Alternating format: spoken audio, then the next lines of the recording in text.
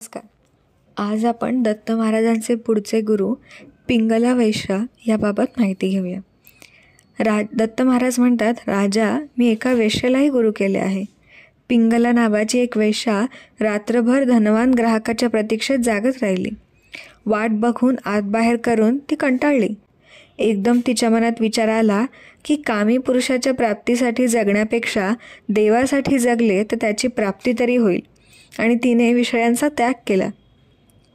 तिला अचानक वैराग्य प्राप्त झाले. आता मी देवालाच प्रसन्न करून घेण्याचा प्रयत्न करीन असा तिने निश्चय केला. आशा ही परमम दुःखम, नैराश्यम परमम सुखम. या जगात आशा हेच परम दुःख होय आणि निराशा हे परम सुख होय. जोपर्यंत मनुष्याच्या मनात आशा प्रबळ असते तोपर्यंत त्याला सुखाने झोप लागतच नाही. ज्या पुरुषाने आशेचा त्याग केला त्याला जीवनात एकही दुःख बाधत नाही. धन्यवाद.